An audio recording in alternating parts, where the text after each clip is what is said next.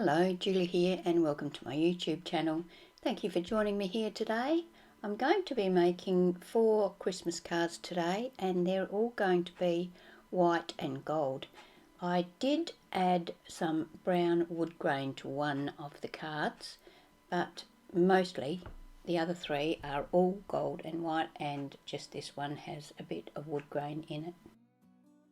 We're going to start with this card. To create the background, I used some deco foil liquid adhesive and this stripe stencil.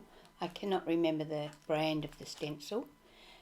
I took the cap off of the liquid adhesive and used my palette knife to apply a fairly thick coat to this cardstock over the top of the stencil. The coat that I applied wasn't exactly smooth. It had a few ridges and things in it, and you'll see when I apply the foil that shows up.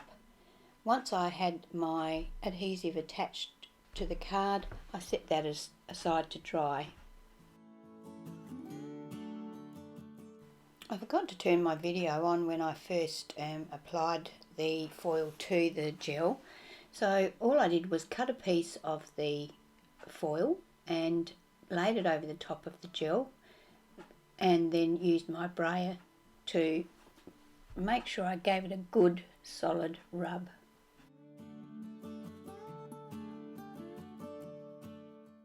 To make my card base, I'm using some 240 GSM smooth white cardstock. I'm going to cut it 5 1/4 inches by 10 1/2 inches, score it at 5 1/4 inches, making a 5 1/4 inch square card. This card is actually a shaker card. I've used white beads in the shakers and they don't stand out very well, but it is a shaker card. And this gold stripe cardstock that we created is going to be the top layer of the card. So I've cut that 5 inches by 5 inches. I use this memory box snowflake ornament die to cut out the ornaments from the front of my card, and I also cut it from gold cardstock.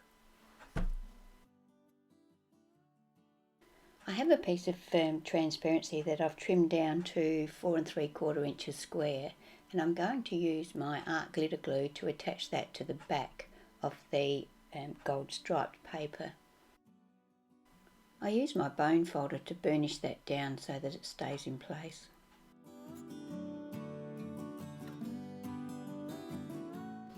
I use the same glue to attach some very fine metallic gold string from the top of the ornament to the top of the card and sort of just fold it over. That's what my ornaments are going to look like they're hanging from.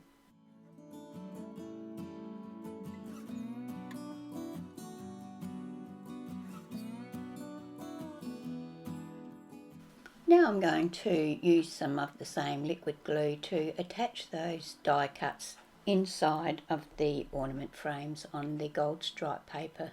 I just dab some glue here and there, and trying to be as minimal as possible with the glue, because once you get that onto your acetate it's really hard to move.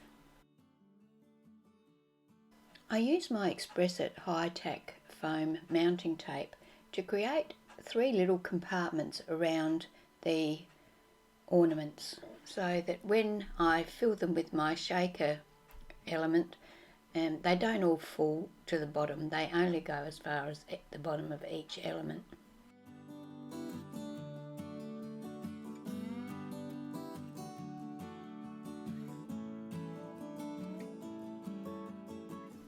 I'm going to use my Dress My Craft frosted sugar powder to fill my elements up. As I said, these are clear or white, and in hindsight I think I should have used gold instead so you could see them more clearly. So I used a little spoon to about half fill each one of the baubles.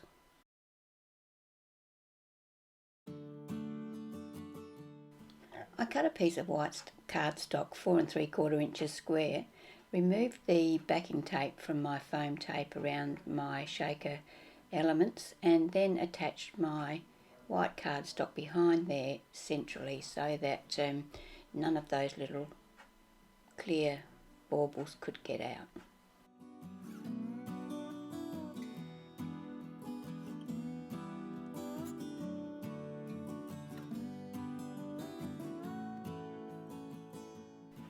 So now I'm going to attach that shaker panel to my card base.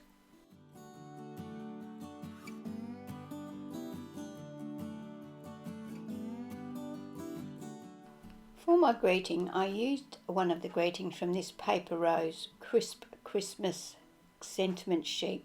I'll say that in a hurry. I cut one of the white strips off and I put it through my laminator with some foil on top, and I ended up with some white labels with gold sentiment. So that's what I'm going to use. I'm going to attach it to the front of my card using foam tape. And that finishes our first card for today. So now we're going to start on this card. This is the only card that has a colour on it other than white or gold. This is going to be a top folding card with a acetate panel.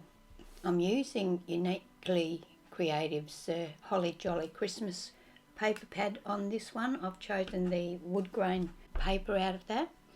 Now, to create the card base, I've cut a solid card base that is 5 1/4 by 10 1/2, but now I'm going to cut the front panel down, and I'm going to cut at 7 inches, and then I'm going to cut a 1 1/4 inch strip. The clear acetate will join those two pieces together.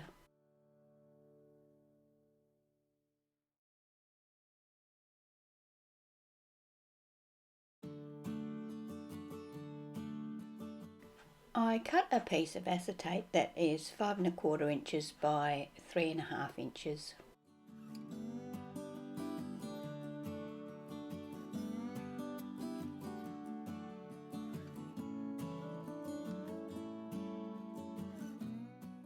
I took my acetate to my big shot and used this Kaisercraft diamond tile embossing folder to emboss the acetate to give a bit more dimension to my card. So I chose the wood grain out of the Uniquely Creative's Holly Jolly pack, and I trimmed that down to 5 inches by 1 1/2 inches and 5 inches by 3/4 inch. You can see my elements off to the right hand side there. They're the same baubles that I used on my shaker card. They're actually the offcuts from that. The backgrounds of the baubles are the background that I cut out of the shaker panel, and the gold pieces are the pieces that came out of the inserts that go on the front of the shaker panel. So what I've done is I've layered one on top of the other and attached the gold pieces inside of the bauble shapes where they should belong. Now I'm going to use my liquid glue to attach my acetate piece. To do this, I hold my bottom piece of cardstock in place with a bulldog clip and then use glue to attach the top and bottom so that I make sure I get my card front to be exactly the same length as the card back. I just put my phone on top of it, something heavy, to hold it in place while the glue takes. Now I'm going to work out the placement of my baubles, and I'm going to use some of that same metallic string, the gold, to place where the baubles are going to be up towards the top of the card. I also use the same glue to attach the baubles to the card. Time now to attach my pieces of pattern paper. That will cover up the ends of those strings that the baubles are attached to.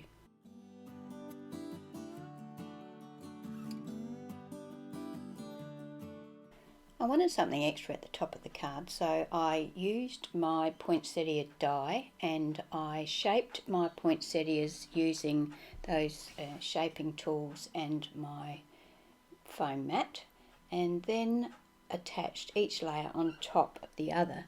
I think I did 2 of each size layer, and just so that I had a nice bulky flower. I then attached that to the top left of my card. The greeting on this card is the same as the one that I used on the previous card, well, from the same paper pack from Paper Roses, and run through my laminator with some gold foil. I inked around the edge of it with a gold ink pad and then attached it to the front bottom section of the card using glue. I also added some gold cardstock to the tops of the baubles. I still wasn't completely happy with my card, so I used my Nellie's multi-sized star die and cut some stars from gold cardstock and attached them to the front of the card. So that finishes card number 2 for this video.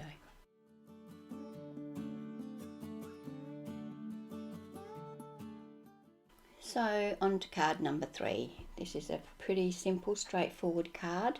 I cut my card base 5 1/4 by 10 1/2, scored it at 5 1/4 to make a 5 1/4 inch square card. I cut the gold cardstock, a piece that's 5 inches square, and then another piece that is 4 3/4 inches by 3/4 of an inch. I cut 2 of those.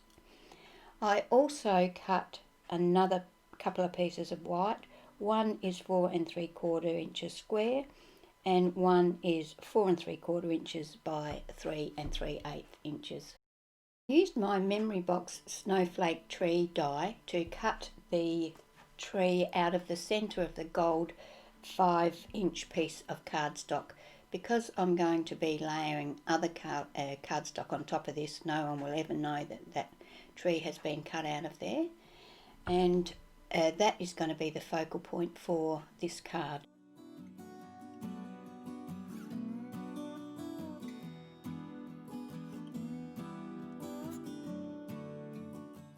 I inked around the edge of all of my cardstock, including the gold, with a black ink pad, and then used glue. I used the art glitter glue to attach all of my layers.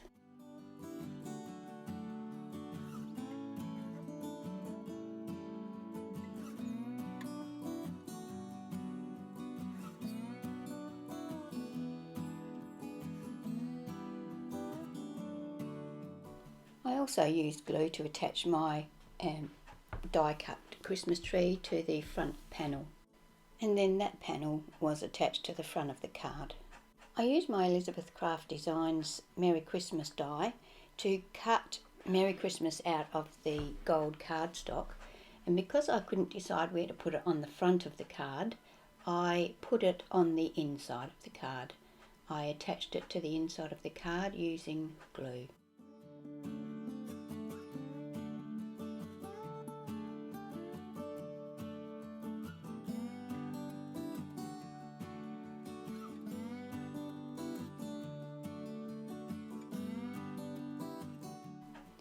And that completes card number 3.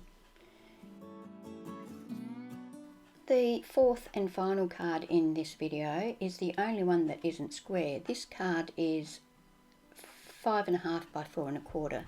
I used my Altenew candy cane stripe die and cut that out of gold cardstock to use as the front of my card.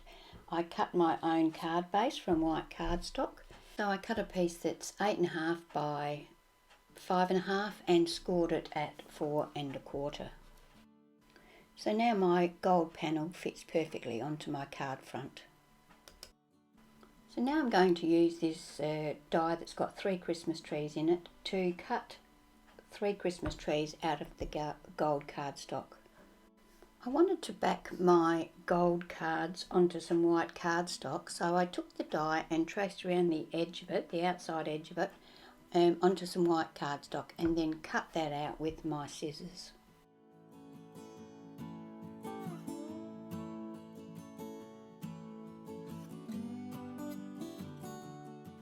I then used glue to attach my gold Christmas trees on top of my white cardstock Christmas trees with liquid glue. You have to be very careful not to get too much glue, because if you do, it will get onto your gold mirror card and discolour it. I found that if I used a baby wipe and wiped any excess glue off before it had a chance to dry, it would come off without leaving a mark. Time now to attach my gold die cut background onto my card base. I once again used glue, and the same trick with the baby wipe if I managed to get any showing on the front of the mirror card. I wanted to raise my Christmas trees up off of the front of the card a little, so I cut some triangles of chipboard and attached them to the backs of the Christmas trees.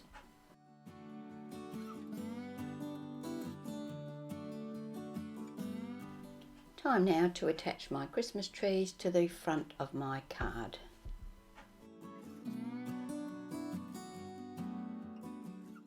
I used my T-ruler so that I could line them up straight. I attached the two outside ones first and then centre the middle one between the two.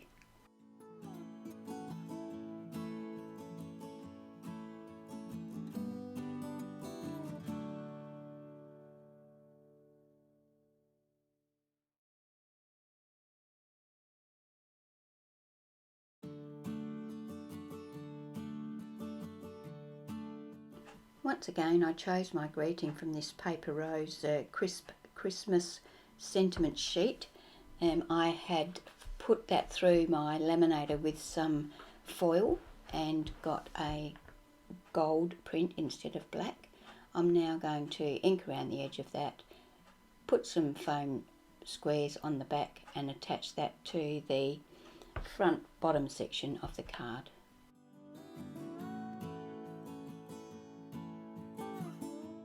So that completes my last card for this video. I hope you've enjoyed watching the video. I love the look of gold and white, and I'm pretty happy with these cards. The only thing I would change probably is the colour of the shaker material in the shaker card. But anyway, I have enjoyed it. I hope you have, and I hope you will join me when I post my next video. Thank you.